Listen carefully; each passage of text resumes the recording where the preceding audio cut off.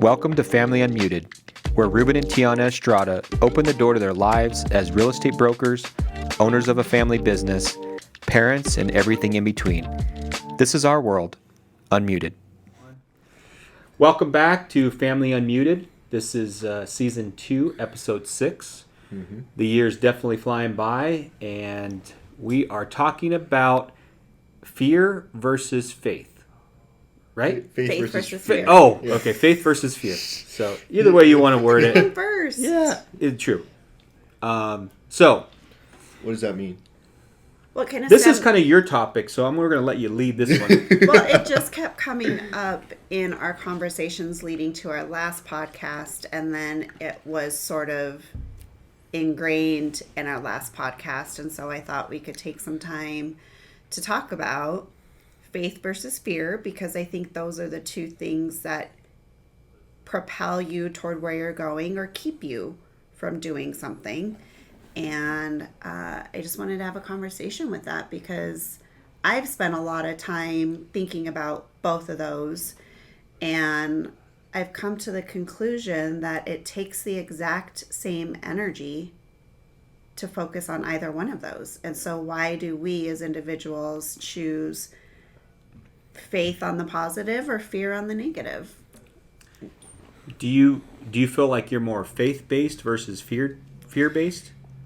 I wasn't always. I used to do many things out of fear. Either fear of the unknown or fear of, I did know what was going to happen and that kept me from doing something. But that's changed over the last few years for me. And I think I'm more faith-based. I think you will always have fear. I think it's good for everybody to have a healthy fear of things, but not to the point where fear completely disables you. Well, can fear be a motivator? Can fear be positive in any way? Yeah. Yes. How so? For me, so spiritually speaking, a healthy fear of God helps me stay the path of trying to get where I want to go. Okay. Good example. What about let's take it to like a more personal example. I'm scared of my wife. So that is a fear base. So if I don't do what I'm supposed to do, bad things can happen to me. So, there's definitely a fear there. On a serious note, children should have a healthy fear of their parents, and that I'm afraid of what's going to happen if I do this because I know there's going to be consequences. Good example. Right? Like that. Mm-hmm. Yes. So that fear, I think, is necessary. Fear towards good, I think, is necessary. Okay. I agree with that. Yep. So you can have both. You can. But I think there's so many people who just live in fear of everything, of the what ifs. You can have a fear of what you know is going to happen just because you don't want it to happen. Like, I know there's going to be consequences and that's really going to suck, so either I'm going to do it or I'm not. But there's this piece of fear that keeps people from doing anything. It's the what if. And that's more of what I'm talking about. Like, being scared of the what ifs your entire life will keep you from achieving greatness, whatever that might be for you in your life. Yeah, I think it's very prominent too that when you peel back the onion and you get to the real you, I think a lot of the things that you do or don't do are driven by fear. Mm-hmm. That's very true. So, for an example, buddy, I know you've had some fears going into this business, and tell us some of those fears. Just be raw. And I'm putting you on the spot. Yeah. So. Well, it's a scary business to be in because you never know when you're going to get that paycheck. Mm-hmm. Okay. And it's hard when you put in, or you say you're going to put in work, and then you just don't believe it fully. So what's holding you back? So I think even though there's plenty of evidence that if you just keep at it, good things will happen. So we're asking you to be faith-based in that. but yet you still have this fear overcomes you. It's the fear of, okay, if I do all the things right and it doesn't happen, I have no paycheck. Okay.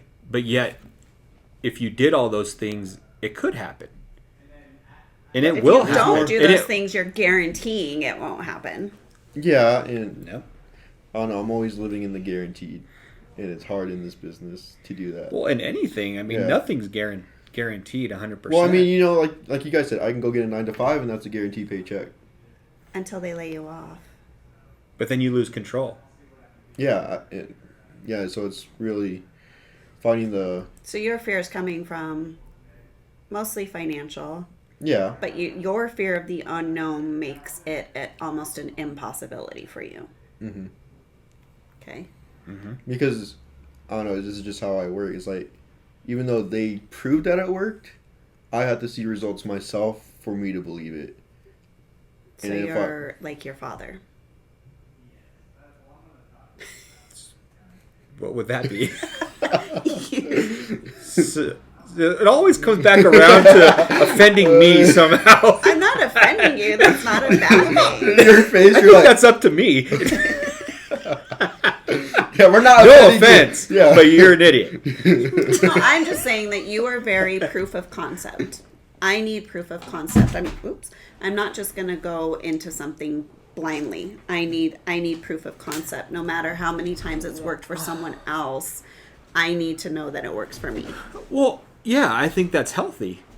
Why would you want to spend time on something that doesn't work?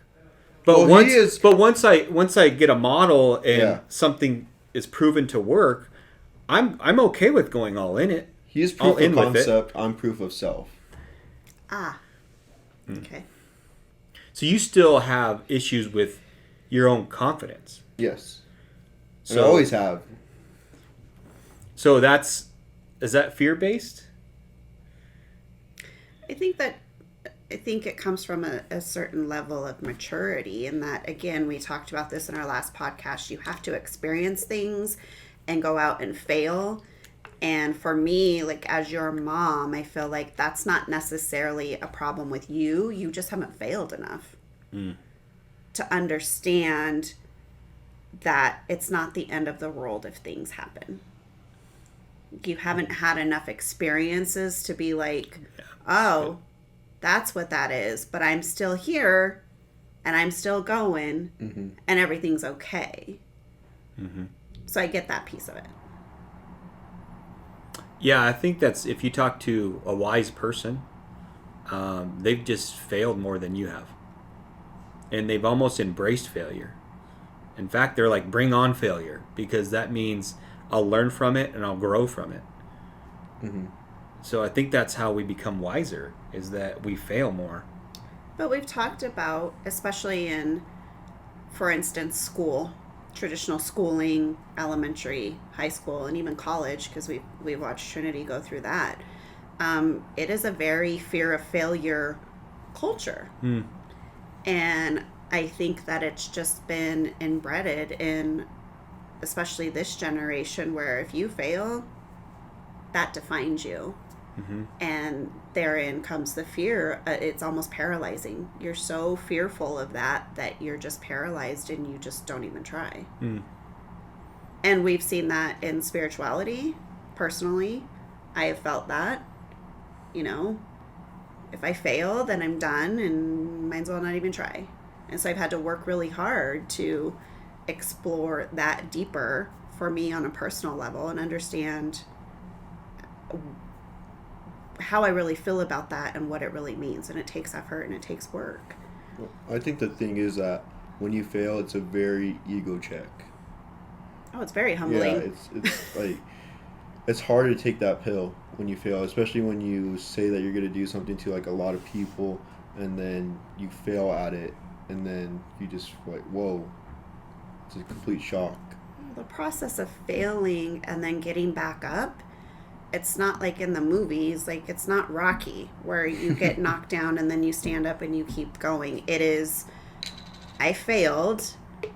You process that. You either cry or you get mad or you whatever.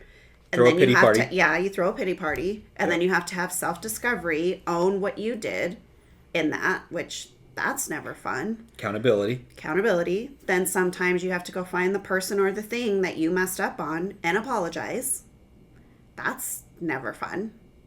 Mm-hmm. And then you got to figure out a system or a way that's going to keep you from not doing that again. So that is why people stick in failure. Because the steps to get out of it and go on, it's a lot of steps. Yeah, it takes a lot of energy. Feel good. And yeah. Well, I think holding on to your fear is ego-driven as well.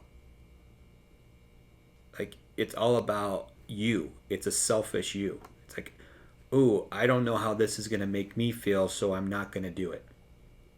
Mm-hmm. So it's a very selfish way to handle things. Instead of saying, who can I help by doing this? And taking it off of you as in something that you're doing for yourself and doing it for others. I think that's the paradigm shift that you need to have. As for an example, cold calling or making phone calls. Instead of what can I get out of it? Am I going to get a client and a closing out of it? Or am I going to approach it in a way that who can I help today? It's a different approach. Well, and therein lies it takes the fear out of it too. The basis of my conversation of faith versus fear, and that it's not about picking one side. It's about choosing where you put your energy. And I realized over the last few years in being fear-based and then trying to transition over to be more faith-based, it's the same amount of energy. It requires the same amount of time. It requires the same steps. It's just changing your thinking about it. And it is completely that belief in the unknown. We don't, on faith or fear, you don't know. Like, you don't really know what's going to happen. And that's why you're either afraid or you either have hope and you're excited. You're hoping for the best or you're thinking of the worst. It's the same thing. Mm-hmm. And so just making a conscious effort to say, okay, I'm going to choose to be on the faith side and hope that through that I get what I need in it. And that's kind of what you were just saying. Mm-hmm. Like, instead of, okay, we'll go back to cold calling, because I'm there with you with the cold calling. Instead of picking up the phone and thinking they're going to yell at me and they're going to cuss me out and they are going to think I'm the worst person on earth and oh my gosh, and then I'm going to want to quit and then I'm just going to go get a job at McDonald's. And like, that's what fear does to you. It takes you down. You go that far? Yeah. Gee. Well, don't you? No. The interview at McDonald's comes very quick. But your mind can just go there, or like you said, you talk to this person and you've had these conversations where they just got done crying and you talk to them and then they have hope and then you meet with them and then they're so excited and they achieve these things that they never thought they could. Mm-hmm. And suddenly you feel so fulfilled in that moment. Mm-hmm. So it's the same, but it was the same activity. Mm-hmm. And you pick. So switching from that side to that side is hard. It takes a lot of personal development, takes a lot of books, it takes a lot of prayer for me. And it takes a lot of apologizing and failing. I also think that if you live more faith-based, like you tend to be a little more optimistic and you tend to be a little more in a better mood. Like, you're more positive about things as opposed to fear-based where you're like, you're just negative and you just become somebody that you just don't want to be around. Like, the energy's different. Yeah, one of my favorite sayings is, you get what you give in all things. The more you give out there, the more you get. And when you have that fear-based, uncertain energy going out, you're just going to be surrounded by that. And then you're going to be depressed and angry all the time. So if you're I get made fun of a lot, and even in my own four walls with all of you, like, I'm Miss Optimistic. Mom's always thinking optimistically. And through that, we've been blessed tremendously in our lives. And I pray that we continue to experience those blessings, because I've always just believed that if I put it out there and you put good out there, it's just going to keep coming back to you. And that's how it works, round and round. Yeah. But you weren't all, it took you work to become optimistic. Mm-hmm. You were always a glass half empty. Sometimes No, still are. still. I mean, I want to be real. I don't want to be like, oh, everything works and everything's great. Let's do anything we I always want. say, so that's the joke. He always says, I'm too optimistic. And I say he's pessimistic, and he argues and he says, no, I'm a realist. No, I don't say a realist. It's just I want to look at both sides. I just want to be... Manage expectations. It's like...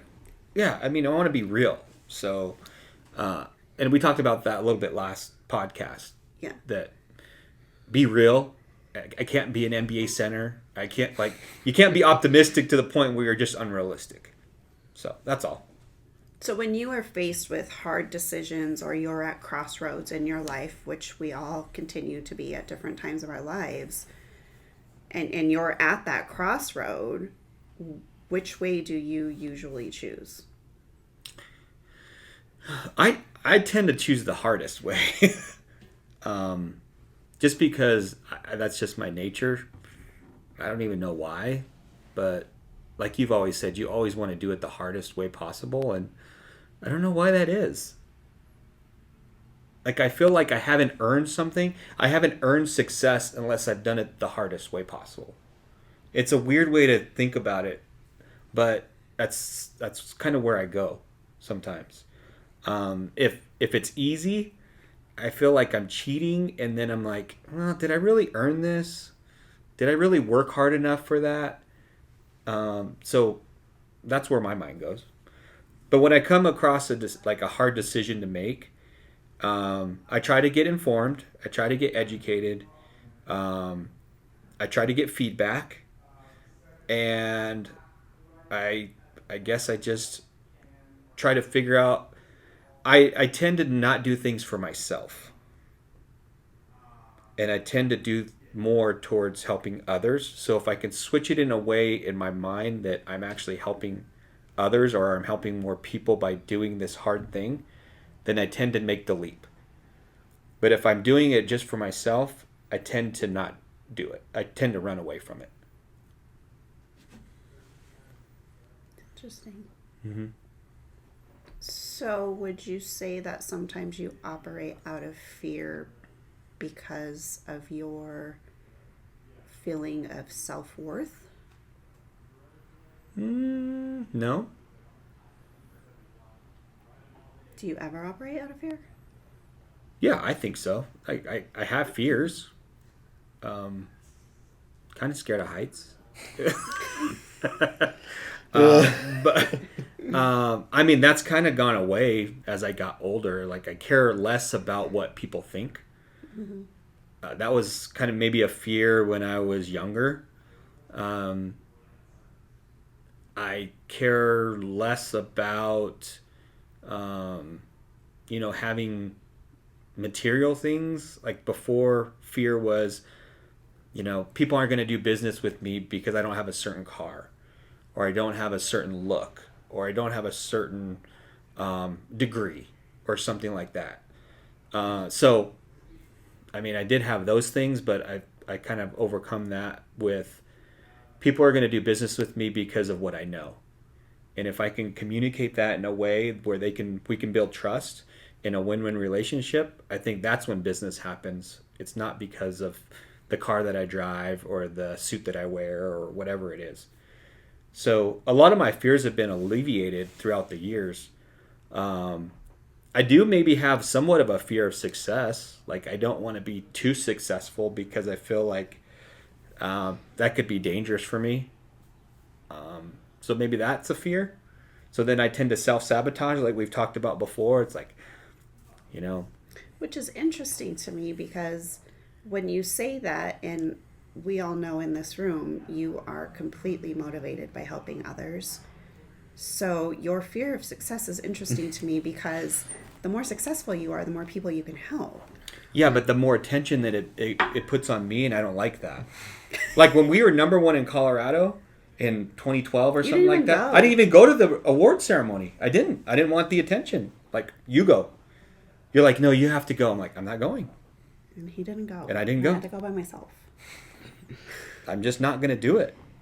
Well, we had that talk like the other day where like, I was like, why don't you want to make this amount of money with me? And you're like, because I don't need it. If you want me to do it, I'll do it with you. I'll do it with you? Yeah. If you want me to do it, I'll do it with you. That's right. And I was like, what? Yeah, I'm not going to do it just to have more money or more things or whatever it is. But if it's going to help you, I'll do it all day long. But that's just so interesting because, like, I know your goal has been give away $1 million too. Mm-hmm. So It's different ways. I mean, you don't necessarily have to make that million, but I could actually give you the knowledge for you to make $1 million. In essence, that's giving away $1 million in my mind. That wasn't communicated in that talk. Well, you didn't let me. You were just like, well, I don't understand why you just won't do it. Yeah. And I just won't. I won't do it for myself. But I'll do it for you. It's just so weird. I don't know why. So going to you and this, but I mean this journey that you're embarking very, very soon. Is there any piece of you that's just like 100% I have faith and giving all my energy into this is going to be great? As far as just anything? Just anything. Is there a piece of your life where faith is completely driving it and you're good? Well, I experienced the past few days, like, I've gotten my spiritual relationship better, and I'm already seeing changes in my life from that. So just experiencing that and being deeper with my spiritual life has, like, motivated me to get 100% into it. And it just splurged out, like, into the rest of my life. So I don't know, just seeing where that leads me, and then focusing on whatever it does lead me into. I know 100% that God's got my back and He wants me to do this, and it's for the better of my family. Yeah, I was looking at, I videoed this blue jay because blue jays are kind of my favorite bird. And this one I don't know if it's the same blue jay, but I'd like to think it's the same blue jay. If you name that him, visits it'll be me the same. every morning in our yard. But I looked at this blue jay, and he was just jumping around from tree to tree. They have this amazing amount of energy, and it's like amazing to watch. And I'm like, that bird does not operate out of fear. That bird is going to find a worm somewhere. And it'll work all day long to find that worm, to provide for whatever blue jay families out there. Wow, you went that deep? Oh, yeah. Wow. See Dad drinking his coffee, and just like, wow. I'm impressed, Good Blue Jay. for you. Good job, Mr. Blue Jay. I can't even tell. Are there female blue jays? Oh, gosh, here we go. I don't know. Anyway, but if we just operated like the blue jay and just kept going and just kept doing your work all day long, we'll find what we need. And they operate out of faith. Like, they don't get negative. I don't feel like, I've never asked a blue jay, but I would assume that they don't get down. They don't stop looking for worms just because of the weather or, elements or, things like that. So I think we need to operate more like the blue jay. You should write a book. Operate like a blue jay. Mr. Blue Jay, that's what you could call it. Mr. Blue Jay. Oh my A god. little of that's just in the back of your mind all day. Well, I try to look for other examples besides humans, because we tend to we're get flawed? stupid. Yeah, because we're flawed. And I think the Blue Jays, they have no other agenda but to just do. And if we just do, I think we eliminate a lot of the problems that we have by not doing. Nike slogan. Yeah, just do it. So I think we brings you- conclude there. Well, No. it brings you full circle into our previous podcast and how all of these things lead you to having faith in yourself or not having faith in yourself. The accountability, the clarity, the abundance mindset, all of that stuff is faith. And you can't, for me anyway, I feel like you can't be driven by faith if you don't have all of those other pieces in place. I agree. Especially clarity. Yeah. Clarity equals simplicity, which then makes faith really easy to understand. You're making the decision of where you're going and how you're going to do it. And that is faith in yourself. And so all of those things have to be in place. There can't be a piece missing because it's just not going to be complete. And you're not going to have that faith. Yeah, I think more faith-based is more towards the truth. And I think fear-based is more towards lies. That we've made up or we've whatever. made up in our heads. It's like, things why we don't do some things is amazing. All the excuses and all the lies we tell ourselves. Mm-hmm. And that's more fear-based. And then faith-based is more about proven models and people have gone before us and examples and things like that. That's more truth-based. Well, it's getting out of your own way. Yep. And for me, I've told multiple people in the last few years, especially since we started our own real estate brokerage, it is the happiest I have been in my career ever. And I think so much of that came from me being in my own way for so long, meaning I was full of excuses as a businesswoman, as a mom. In all areas of my life, I had a lot of excuses. It was, well, I can't do that because I have little kids. I can't do that because of this. I'm a woman, I can't do that. I'm a mom, I can't do that. Or on the other side, I have clients, so I can't do that. It's always been so I can't. And once we made the decision to just go independent and just completely run our business 100% the way we saw fit, it was, all of that just went away. Mm-hmm. And again, that came from clarity. And I haven't looked back since. Cool. So, awesome. Okay. Well, that's a great story. I know it wasn't exciting as your Luke story, but it's my story. Cool. Yep. Anything else? Wrapping up here. What made you go all into creating your own brokerage? And why didn't you do it earlier? Why did you not go from Keller Williams to your own brokerage?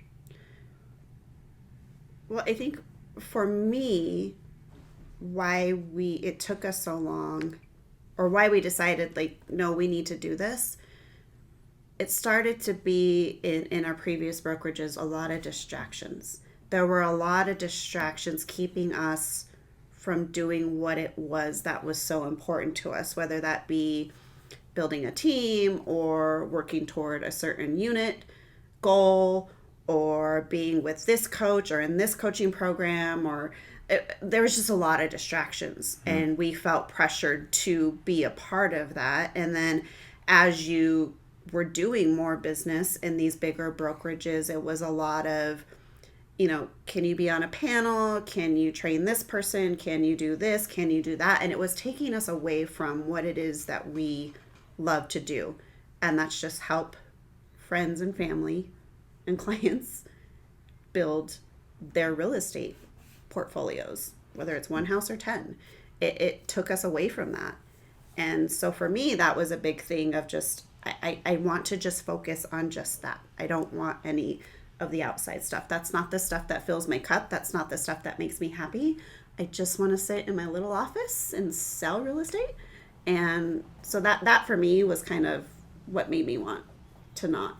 Yeah, I think some of the brokerages got really corporate and they got away from the thing that attracted some of the agents to begin with. They were more entrepreneurial. And as you get bigger, you have the challenge of not becoming corporate. Certain things that you have to do. I think sometimes that just overcomes the company, and that gets difficult. I don't know if they're the same way, but we wanted to be a little more entrepreneurial and smaller, and have our name. Like, we didn't want to have Estrada Real Estate Group at some other brokerage. We wanted to be able to have the brokerage with our name on it and our brand on it, and we wanted it to stand for something. Well, and as you guys started getting older, it became more important to us to leave some sort of legacy, if you call it, behind. It's always been our dream for our children to say, well, my parents had this, or our family has this, our family does this. And so it became a bigger deal for us to build a business we would be proud to have you guys running in any capacity, and something that you guys could own eventually too. And I think that's one of the things that keeps us going every day, because some days you don't want to go in this industry. Most days you don't want to go. So us having our own brokerage and our name on the door and our name on these things, it just has a bigger impact for us. It helps us show up. Well, how did you look? Did you look at it in a fearful base when you went independent, or faith base? There was some fear, and like, dang, are we successful because of this company, or are we successful because of who we are? I think that was some of the fear that I had.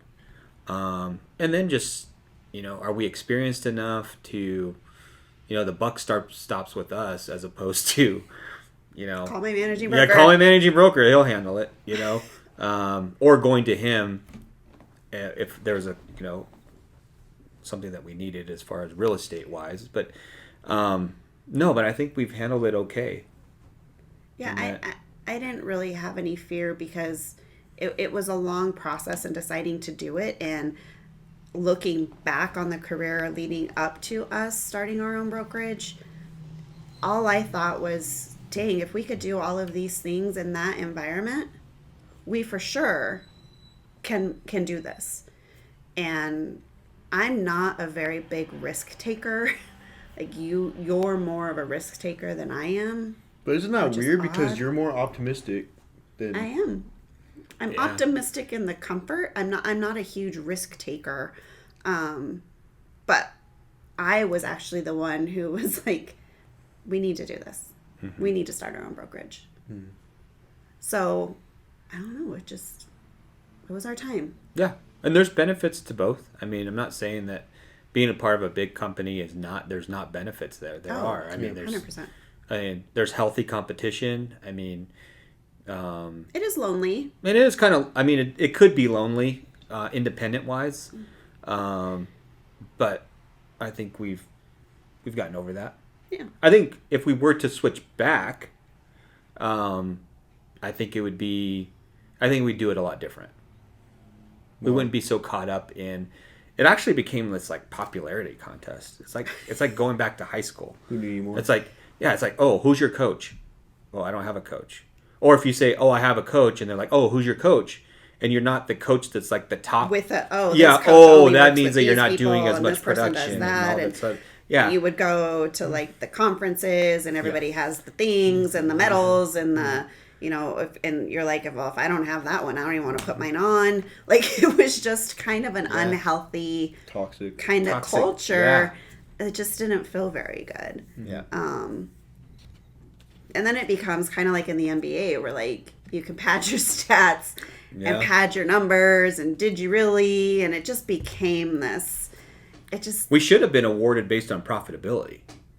I think you're always about that's what we really should be. The true win, that's right? the true win. Yeah. Like, who cares if you're selling hundreds of thousands of homes if you're broke? But if you're spending all that money to sell it, yeah. So, no, that's a tangent. It's a tangent. That's not for another podcast, and that's not for another conversation. So let's wrap up. I had faith in. Well, I always have faith in Dad. Like, it's sometimes it's a bumpy road, but I know we're gonna get there. because he always gets us there. So I always have faith in that. Thank you. I'm a Blue Jay. So he'll always get it done. He'll chase the worm, and Keep chasing it. I may be looking in the wrong places, but I'll find it.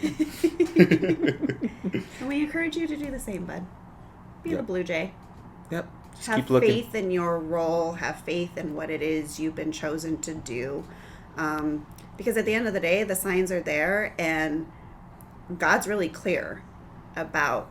He will make it very clear if you should be doing something or if you should not. Of course, we have free will and we can decide which way we want to go, but he makes it really clear for you.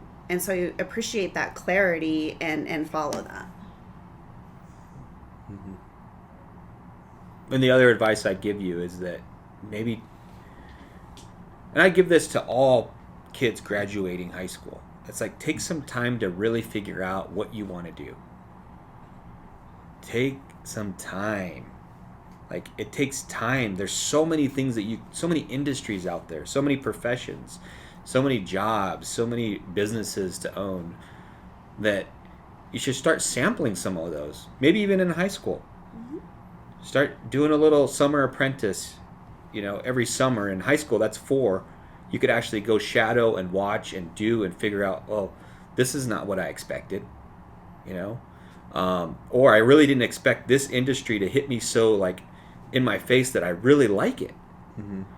So I would just, for everybody out there, just go sample some careers out there and then really figure it out. Actually, take your 20s to do that. Yeah. Take your 20s, take a decade to just go figure stuff out. And then in your 30s, really start working towards going all in on that career. And then in your 40s, you're going to look up and you'll be like so much more fulfilled. Mm-hmm. Well, and your passion will find you. Mm-hmm. And one thing that we've seen in every industry, because we've been surrounded by so much training and we read and all the things, and one thing that remains consistent is once you do find that thing that you're passionate about, and like you said, it could be selling hot dogs, it could be whatever. If you're passionate about it, it's going to get you what you need. It's like this magic thing happens. And if you're doing something that you're truly passionate about, it is inevitable that you are going to be successful at it. It just is. Mm-hmm. So have faith in that. All right.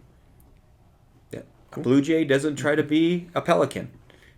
It wants to be a Blue Jay. Facts.